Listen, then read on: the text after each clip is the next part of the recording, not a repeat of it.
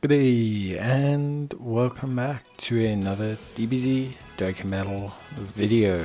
In this video we're going to be taking a look at basically a beginner's guide to how to know when to summon.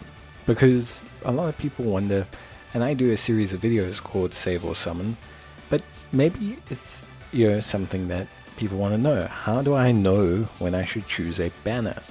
And what better time to know or take a look at all the different types of banners than the anniversary.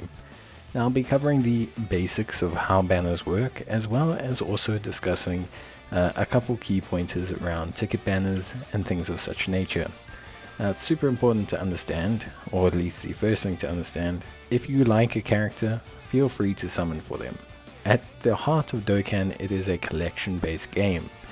You want to use characters that you like, and if you like a character, then rather summon for them. You'll have more fun in the long run, regardless of whether that character is meta or not.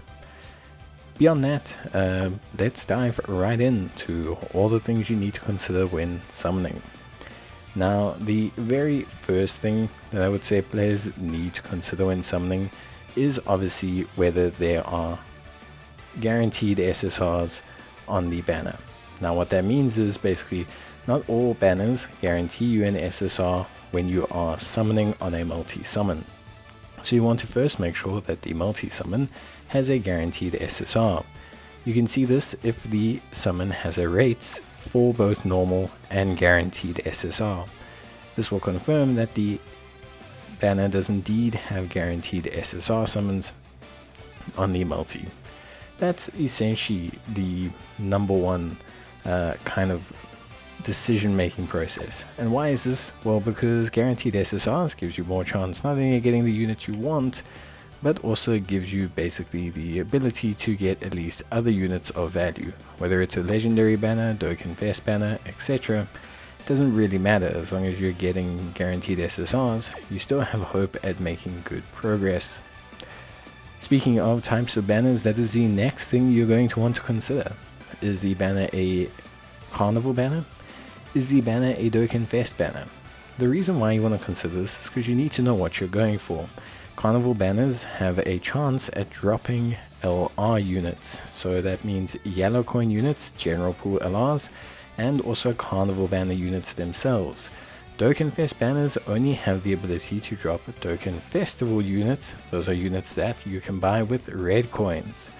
Now, you also want to consider what coins you can get, because the coins you pick up are also crucial to what banners you can summon on or want to summon on. The coins you get can be collected over time, so picking up a certain type of coin is going to be paramount to ensuring that you have the best of times in terms of obtaining rewards. Farming a set coin is probably the best way to go to guaranteeing yourself a unit, and it's Dokkan's only pity system. So if you're someone who is free to play or doesn't buy a lot of stones and you can't guarantee the units that way, your next best bet is the guaranteed coins. Now there's 4 types. You get green, yellow, red and blue. The yellow ones drop from the LR banners, the green drops from carnival banners, the red drops from the Dokkan Festival banners, and blue drops from special banners and Dragon Ball Hero banners. So pretty straightforward. Now beyond that, like I say, those aren't the only things you should consider, but the type of banner you're considering is very, very important when you consider whether to summon or not. Because if you can't obtain carnival banner units on it and you're trying to get carnival banner units, then obviously you should avoid that banner.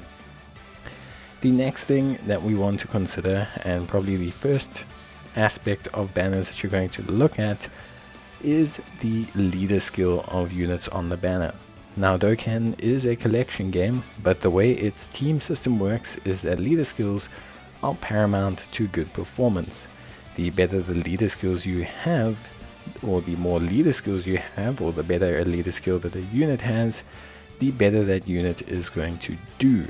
So having good leader skills and a variety of leader skills allows you to have team building, and it's very crucial towards, again, having a high functioning units. It's one of those things. So the strength of a unit's leader skill is something that you're going to have to evaluate when you are taking on the banner. Firstly, do you need a unit that has that leader skill? Do you not need a unit that has that leader skill?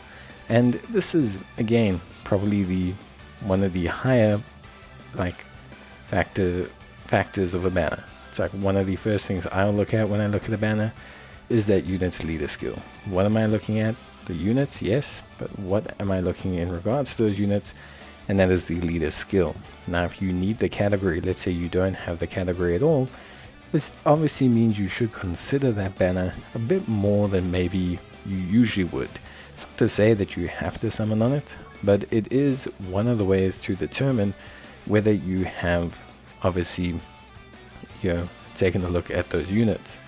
Another super important factor is whether you have the units. If there are 10 units on the banner and you have 9 of those 10, chances are you probably shouldn't summon on the banner. Realistically speaking, you're not going to gain much, and the chances of you obtaining the one unit you don't have is relatively low. So spending a lot of time summoning on that banner is probably a more ineffective method that you probably don't want to do. So again, try and take a look at the units that are on the banner. The next thing you want to consider is passives. There are certain things on a unit's passive that will make it last a bit longer than other units. Dokkan has power creep, and there are units that specialize or have better chances of surviving against power creep than others. Things like damage reduction, things like guarding against all types. These prevent units from falling off against the ever-increasing levels of damage that the bosses do in Dokkan. Now, that's not to say that you should always summon when a unit has guard, and that's not to say that offense or units that are more offensively minded age terribly. It's more just saying that those are some things you can keep a lookout for. Does a unit have guard? Do they have damage reduction? These are things that are probably going to make the unit a good first slot unit, as well as also making the unit age relatively well, which means that they have a bit of a longer curve towards their longevity, which means you have a little bit more value towards that unit in general.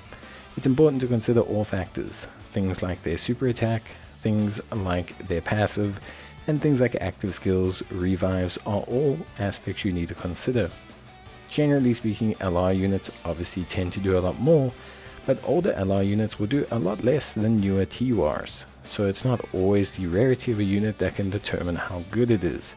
Sometimes you might pick up an LR, and they may not be able to really output at the same level as some of the other units, so it's important not to base everything solely based off of rarity. Assess each unit based on their super attack and passive. Once you've determined that you have LR or leader skills that you need, it's better off to basically say, okay, now that I know I might need this unit, does this unit's passive mean that it's going to last a while, or should I consider waiting until there's an alternative lead, or see if there's other leads I can go for at later banners? It's probably one of the aspects you want to start looking at quite early on when assessing whether a banner is good for you. So that's some of the aspects, but one of the most important aspects is discounts. So sometimes banners will run discounts. These can be reduced stone costs for multis. These can be 3 multis plus 1, which you see here, and sometimes a combination of both. They can also be things like guaranteed features, etc. Discounts and guaranteed features and things like that are always banners you should consider summoning on, because the thing is every time stones can be used more effectively than their standard rate, you always want to consider it, because at the end of the day, stones, and especially when you can use them to get discount banners or discount content, are generally way more effective that way, and I highly suggest you look at using them in that period in that way, because the thing is you're going to get way more bang for your buck, and that ultimately at the end of the day kind of supersedes a lot of other value, at least in terms of banners. So it's very important to consider discounts, probably one of the most important things, as it will help you to determine the correct value on the banner. Now, of course, you can also discuss things like tickets, and there's a couple kinds of tickets, and it's difficult to go through all of them here. But in terms of special tickets, or as in tickets you get from ticket packs, there is a decent level of value here. A lot of the times these are quite highly valuable. Not only do they give you a multi at a cheaper price than Dragonstones, but they generally also come with other benefits and items, especially to help newer players.